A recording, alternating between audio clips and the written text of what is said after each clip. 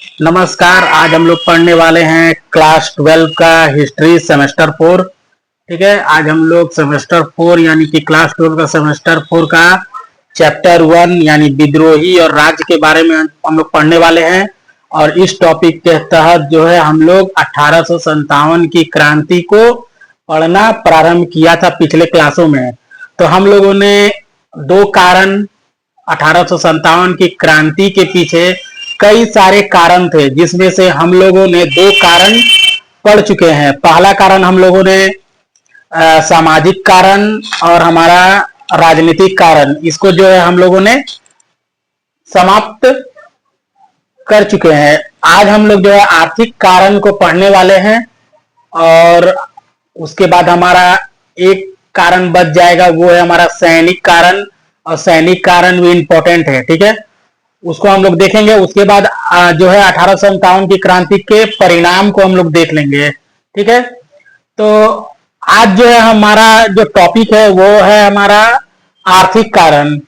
आर्थिक कारण के कारण मतलब आर्थिक कारण को अच्छे से हम लोग पढ़ेंगे और आर्थिक कारण में कई सारे पॉइंट है, उसको समझने का प्रयास करेंगे। तो स्टार्ट करते हैं हम लोग आर्थिक कारण। तो देखिए 1857 की क्रांति के पीछे हम लोगों ने सामाजिक कारण के बारे में पढ़ा, राजनीतिक कारण के बारे में पढ़ा। अब हम लोग आर्थिक कारण के बारे में पढ़ने जा रहे हैं। तो देखिए 1857 के पीछे जो कारण था उसमें से एक कारण हमारा आर्थिक कारण भी था। ठीक है, क्यों आर्थिक कारण था? क्योंकि किसान जो अंग्रेजों ने कई तरह की जो है नए नीतियों को लागू किया, जिसके कारण जो है किसानों की आर्थिक स्थिति काफी खराब हो गई और जो है उन्हें विद्रोह करने के लिए अंग्रेजों ने मजबूर किया। तो आइए हम लोग शुरू करते हैं इन कारणों को। तो देखिए पहला जो आर्थिक कारण, पहला जो पॉइंट है वो है ब्रिटिश शासन, ब्रिटिश राजस्व नीति और किसानों का शोषण। तो देखिए ब्रिटिश जो शासक थे यानी कि ब्रिटिश अंग्रेज थे, उन्होंने क्या किया कि नई राजस्व नीति को लागू कर दिया, जिससे क्या है कि इस नए राजस्व नीति के तहत क्या है कि अधिक से अधिक किसानों से जो है कर वसूला जाने लगा।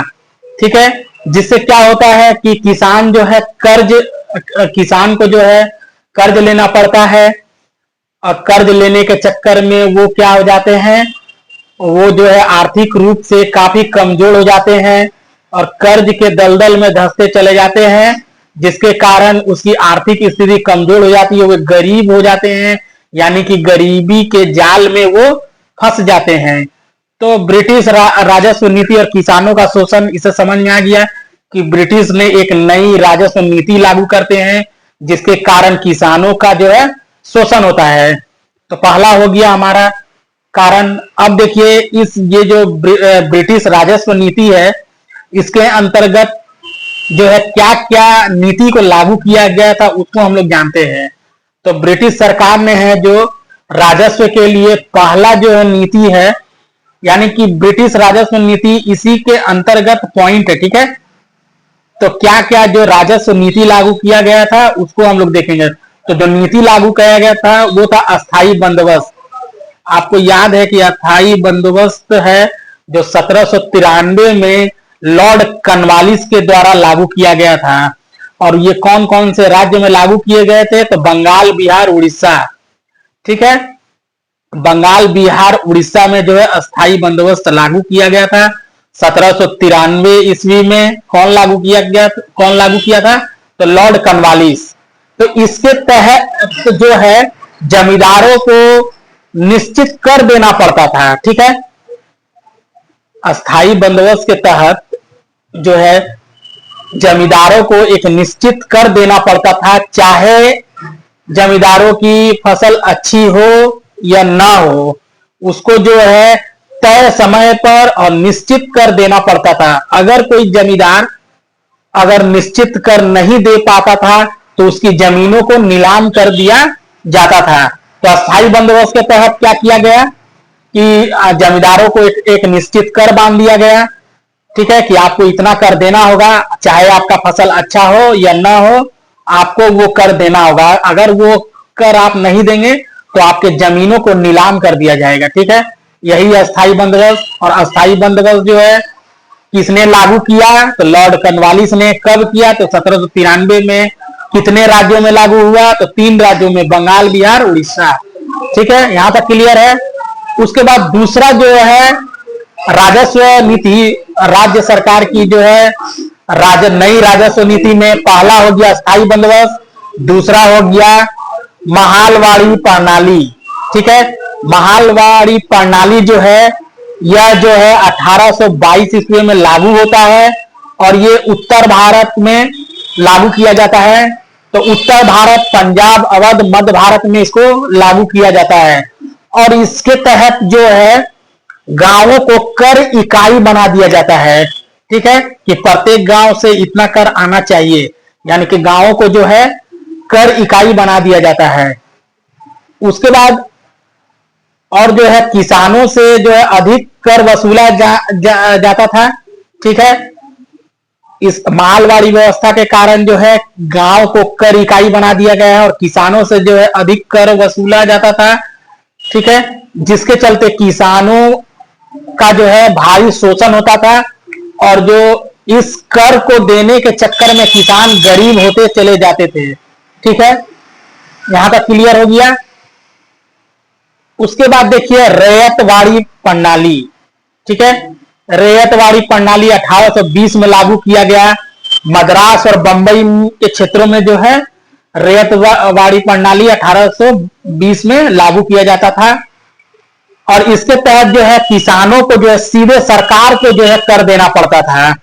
रैयतवाड़ी प्रणाली में क्या किया जाता था, किसानों को जो है सीधे सरकार को जो है कर देना पड़ता था, जो बहुत अधिक होता था।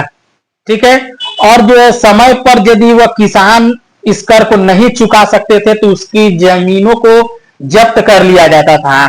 ठीक है, अधिक कर वसूली के कारण जो है किसान जो है साहूकारों से कर्ज लेता था। ठीक है, और कर्ज लेने के चक्कर में जो है किसान जो है कर्ज में डूबते चले जाते हैं। तो यहां तक समझ में आया आपको। अब देखिए ये जो राजस्व नीति ब्रिटिश की नवीन राजस्व नीति थी जिसके कारण किसानों का शोषण हो रहा था, इसके तहत राजस्व नीति में क्या क्या नीति है, तो अस्थाई बंदोबस्त, महालवाड़ी प्रणाली, रैयतवाड़ी प्रणाली। ठीक है, अब देखिए इसका परिणाम क्या होता है, तो देखिए भारी कर के कारण, भारी टैक्स के कारण जमीन को भारी कर होता था, मतलब टैक्स ज्यादा देना पड़ता था। अगर नहीं चुकाने पर उसके जमीनों को जब्त कर लिया जाता था और किसान के पास अगर पैसा नहीं रहेगा, अगर वो कृषि नहीं कर पाएंगे तो अकाल की समस्या है। ठीक है, अकाल के कारण, भूखमरी के कारण जो है उनकी स्थिति काफी दयनीय हो जाती है, जिसके कारण जो है वह अंग्रेजों के खिलाफ भड़क उठते हैं। ठीक है, यहां तक समझ में आया। ब्रिटिश राजस्व नीति के कारण क्या परिणाम होता है, तो किसानों पर भारी कर लगा दिया जाता है। ठीक है, उनके जमीनों को जब्त कर लिया जाता है। किसान के पास पैसा ना होने के कारण वह कृषि नहीं कर पाता है, जिसके कारण अकाल की स्थिति पैदा होती है। ठीक है, भूखमरी का शिकार होना पड़ता है किसानों को। ठीक है, जिसके कारण अब आदमी क्या करेगा, तो वही अंग्रेजों के खिलाफ खड़े हुए और खिलाफ खड़े होंगे, यानी कि 1857 की क्रांति का रास्ता किसानों को अपनाना पड़ा। ठीक है, यहां तक क्लियर है। उसके बाद देखिए दूसरा कारण क्या है, पारंपरिक उद्योगों और दस्तकारी का विनाश। मैंने कहने का मतलब है जो भी परंपरागत उद्योग हुआ करते थे और दस्तकारी जो भी शिल्प हुआ करते थे उसका विनाश हो जाता है। तो पारंपरिक उद्योग और दस्तकारी का विनाश, तो कहने का मतलब है कि ब्रिटिश की जो भी नीतियां थी उनके कारण जो है भारतीय कुटीर उद्योग और हस्तशिल्प जो है पूरी तरह नष्ट कर दिया जाता है। अंग्रेजों की पॉलिसी ही थी कि जो भी भारत के हस्तशिल्प है, पारंपरिक उद्योग है, ठीक है, शिल्प उद्योग है, जो भी हाथ से बुनकर चीजों को बना रहे हैं, उस सारे हस्तशिल्पों को नष्ट कर देना और पश्चिमी जो भी इंग्लैंड में बनी वस्तुओं को भारत में व्यापार करना और यहाँ पर बेचना अधिक दामों में, और यहाँ से जो भी बहुमूल्य पैसे हैं उसको इंग्लैंड तक ले जाना। एक तो सामान भी बेच रहे हैं, ऊपर से जो सामान का मुनाफा हो रहा है वो भी इंग्लैंड ले जा रहे हैं, जिसके कारण क्या होता है, एक तो यहाँ के हस्तशिल्प नष्ट हो जाते हैं, कुटीर उद्योग नष्ट हो जाते हैं, और यहाँ का जो भी पैसा है वो इंग्लैंड चला जाता है। ठीक है। उसके बाद देखिए पारंपरिक उद्योग और दस्तकारी का विनाश के अंतर्गत कई सारे पॉइंट है। तो पहला नंबर पॉइंट है कि भारतीय वस्त्र उद्योग का पतन। अब देखिए भारत के सूती और रेशमी वस्त्र जो थे वो पूरी दुनिया में प्रसिद्ध थे, लेकिन अंग्रेज ने भारतीय कपड़ा उद्योग को जो है खत्म करने के लिए ब्रिटेन के बने कपड़े को भारत में सस्ते दामों पर बेचना शुरू किया है। कहने का मतलब है कि जो भारत के सूती और रेशमी वस्त्र हुआ करते थे वो पूरी दुनिया में प्रसिद्ध थे, लेकिन ये जो भारतीय सूती वस्त्रों का दाम हुआ करता वो थोड़ा ज्यादा था, जिसके कारण इसी का लाभ उठाकर इंग्लैंड अंग्रेजों ने इसका लाभ उठाया और अंग्रेज में बनी कपड़ों को जो है सस्ते दामों में भारत में ला करके बेचते हैं।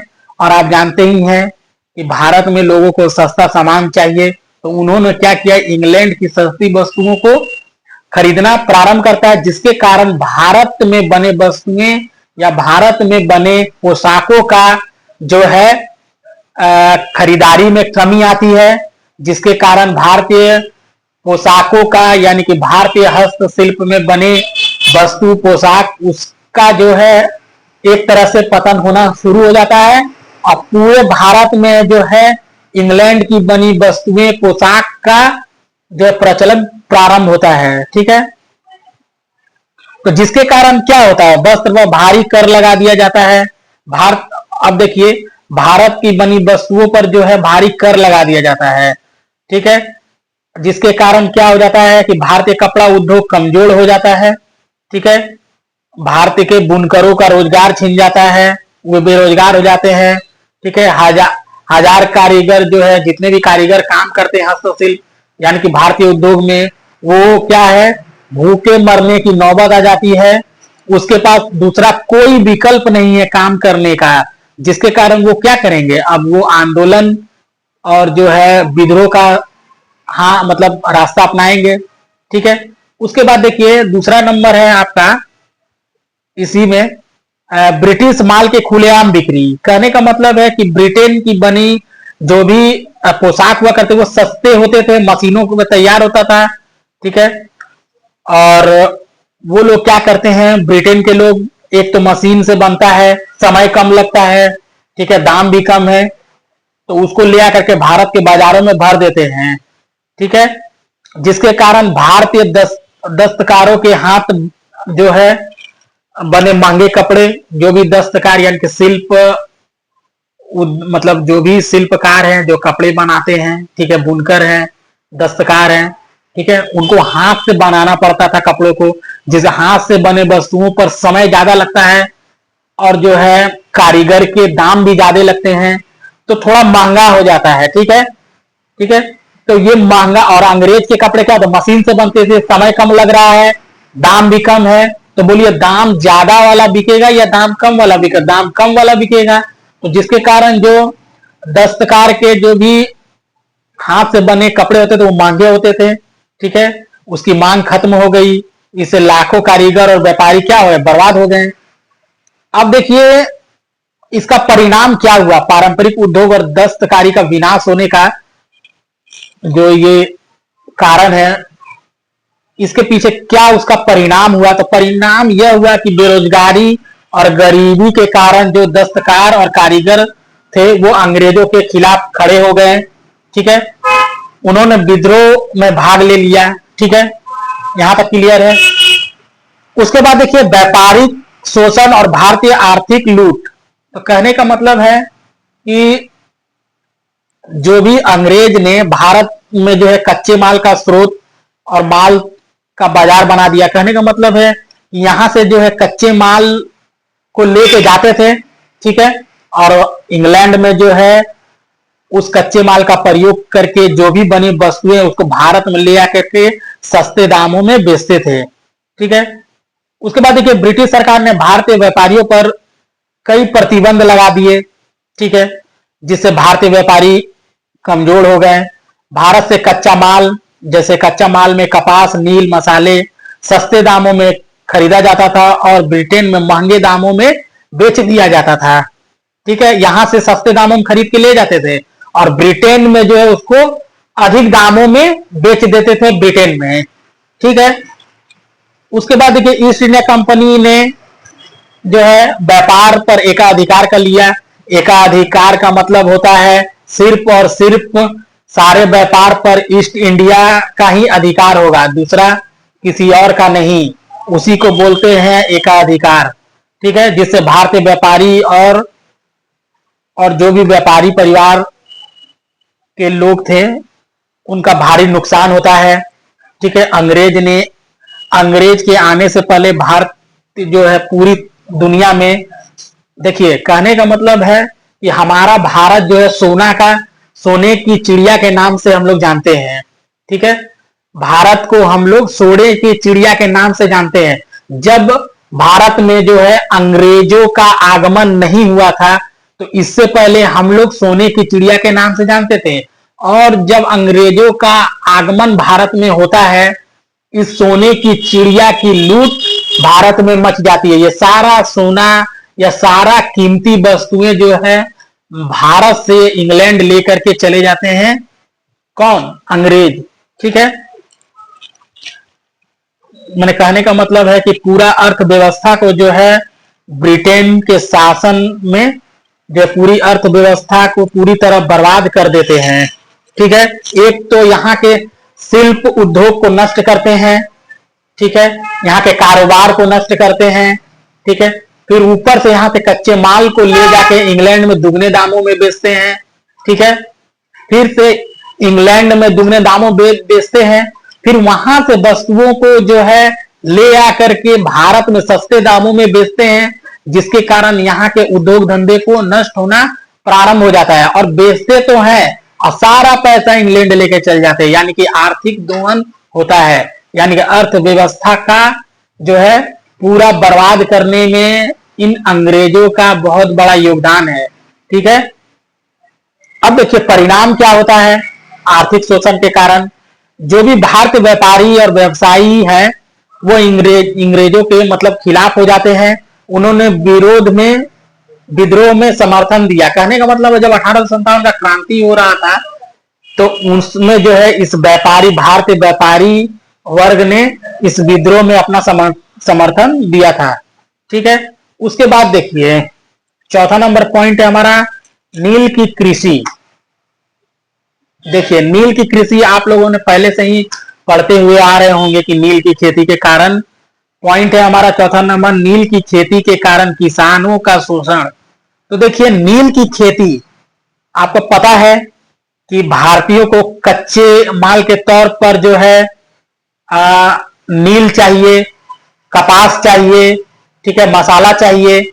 ये नील हो गया, कपास हो गया, मसाला हो गया, ये कच्चे माल के तौर पर भारत से ले जाकर के जो है इंग्लैंड में दुगने दामों में बिक्री करते थे, जिससे जो है ईस्ट इंडिया कंपनी यानी कि अंग्रेजों को जो है दुगना तिगना लाभ होता था। ठीक है। इसी के कारण क्या करते हैं कि अंग्रेजों ने जो है नील की खेती प्रारंभ करने के लिए जो है किसानों को उनके ही खेत में, किसानों के खेत में ही किसानों को जबरदस्ती नील की खेती के लिए मजबूर करते हैं।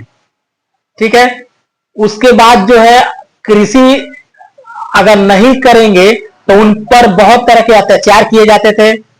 अगर किसान जो है नील की खेती करते थे तो उनको जो है उचित मुआवजा या उचित मजदूरी नहीं दी जाती थी। ठीक है। और आपको एक बात है कि किसान क्यों जो है नील की खेती करने से मना करते थे, क्योंकि अगर एक बार किसी खेत पर नील की खेती की जाती थी तो वो सारा का सारा जमीन जो है बंजर हो जाता था। इसीलिए किसान मना करते थे। अगर किसान मना करते थे तो उन पर तरह तरह के अत्याचार किया जाता था। ठीक है। अंग्रेजों के द्वारा। तो मजबूरन में आकर के जो है नील की खेती अंग्रेजों किसानों को करना पड़ता था। ठीक है, यहां तक इसी सारांश में लिखा हुआ है, मैंने आपको आसान शब्दों में समझा दिया। उसके बाद देखिए परिणाम क्या होता है नील की खेती को लेकर के। तो परिणाम यह होता है कि नील के किसानों में जो है भारी असंतोष फैल जाता है और उन्होंने जो 1857 के विद्रोह में सक्रिय भाग लेते हैं। ठीक है, क्योंकि नील की कृषि करने वाले किसानों पर बहुत अत्याचार अंग्रेज के द्वारा किए जाते हैं। उसके बाद देखिए, उसके बाद है भारतीय सैनिक की आर्थिक दुर्दशा। आपको पता है कि भारतीय जो सैनिक हैं उनको जो है कई तरह के जो है अत्याचार यानी कि भेदभाव किया जाता था। अंग्रेजों के तुलना में उन्हें कम वेतन दिया जाता था, अंग्रेजों के तुलना में उन्हें कम जो है सुविधा दी जाती थी। ठीक है, अंग्रेज कई सारे क्लबों में कई तरह के आने जाने की सुविधा में फर्स्ट क्लास के डब्बों पे यातायात करते थे, लेकिन भारतीय सैनिकों को जो है इन सब से वंचित रखा जाता था। ठीक है, और उन्हें जो है प्रमोशन यानी कि पद उन्नति जो है प्रमोशन नहीं दिया जाता था, पद उन्नति का जो अवसर बहुत कम दिया जाता था, ना के बराबर। तो भारतीय सैनिकों की आर्थिक स्थिति जो है काफी कमजोर हो गई थी। कहने का मतलब है कि अंग्रेजों की सेना में भारतीयों को जो है कम वेतन दिया जाता था, उनके साथ भेदभाव किया जाता था। ठीक है, उन्हें पद उन्नति में जो है बहुत कम अवसर मिलता था। ठीक है, ठीक है, वेतन कम, सुविधा कम, पदोन्नति कम, प्रमोशन कम। ठीक है, कई तरह का भेदभाव, रंग भेद किए जाते थे। ठीक है, आप लोगों ने सुना होगा एनफील्ड राइफल, जिसमें जो है गाय और सुअर की चर्बी लगे होने के कारण जो है एनफील्ड राइफल क्या होता था, इसमें जो है गाय और सुअर का चर्बी का प्रयोग किया गया था। तो सैनिकों के लिए एक बहुत बड़ा झटका था, जिसके कारण जो है भारतीय सैनिकों ने जो है 1857 का विद्रोह किया। ठीक है, ये तो समझ में आया ना 1857 के विद्रोह में भारतीय सैनिकों की आर्थिक दुर्दशा क्या थी। उनको जो है वेतन कम दिया जाता था। ठीक है, अंग्रेज सैनिक के मुकाबले में यानी कि अंग्रेज सैनिक की तुलना में उन्हें वेतन कम दिया जाता था, उनके साथ भेदभाव किया जाता था। उन्हें जो भी सुविधा होती थी अंग्रेजों की तुलना में, अंग्रेज सैनिकों की तुलना में उसे सुविधा कम दिया जाता था। उनका प्रमोशन यानी कि पदोन्नति कम कम कम था। ठीक है, उतना अवसर नहीं दिया जाता था पदोन्नति का। ठीक है, उसके बाद देखिए एक एनफील्ड राइफल है, जिसके कारण ये जो घटना घटती है 1857 की क्रांति, ये एक कारण ये भी है एनफील्ड राइफल। ये एनफील्ड राइफल जो हुआ करता था, इसको जो है दांत से चिबा करके जो है इसको खोला जाता था और इसमें जो है गाय और सुअर की चर्बी का प्रयोग किया जाता था।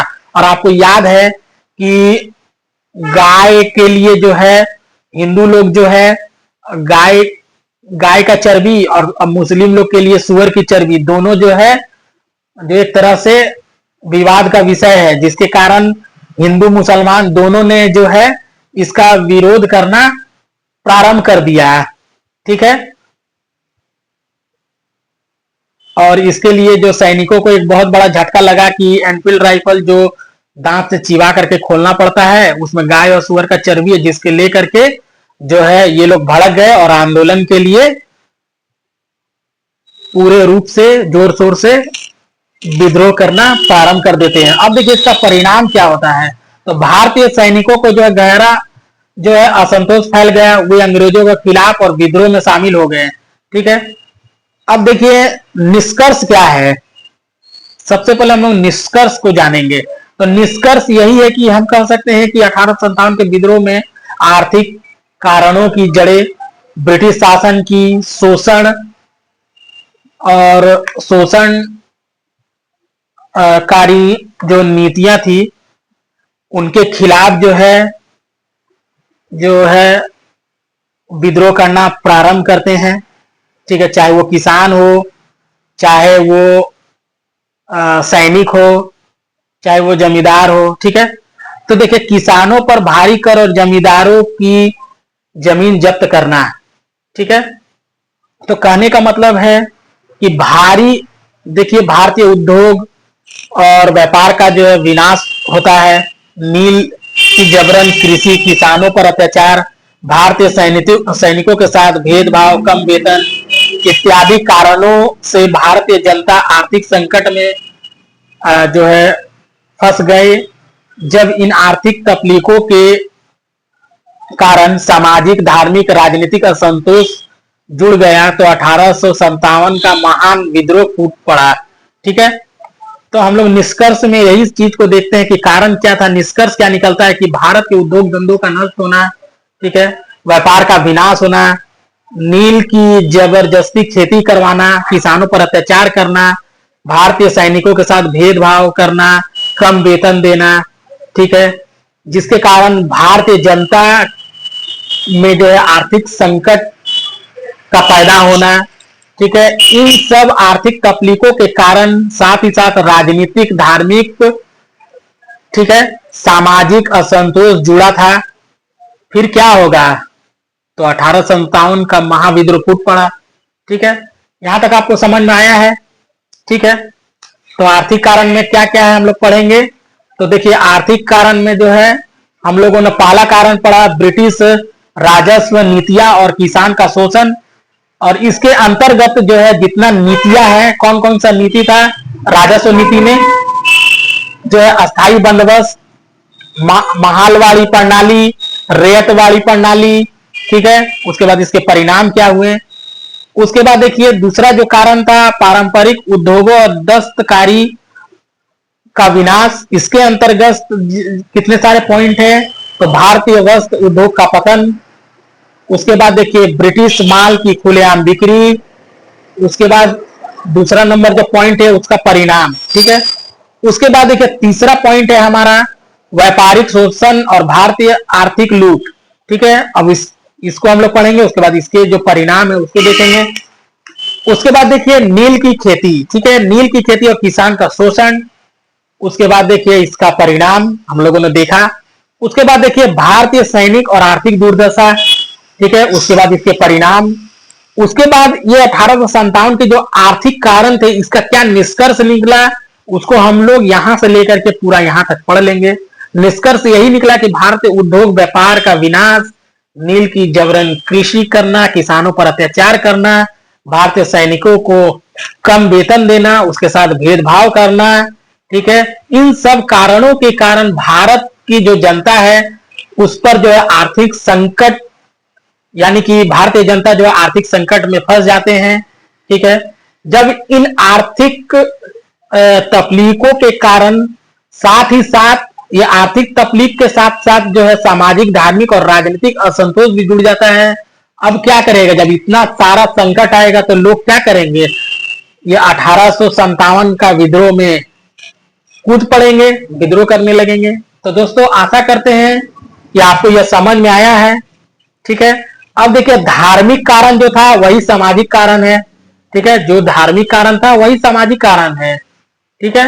नहीं तो मैं अगले वीडियो में सैनिक कारण और जो है आपका धार्मिक कारण इसको कंप्लीट कर दूंगा। लेकिन मैंने इससे पहले एक वीडियो बनाया है सामाजिक कारण, आप उसको जा करके देखिएगा। तो सामाजिक कारण का जितना पॉइंट है वही आपका धार्मिक कारण है, ठीक है।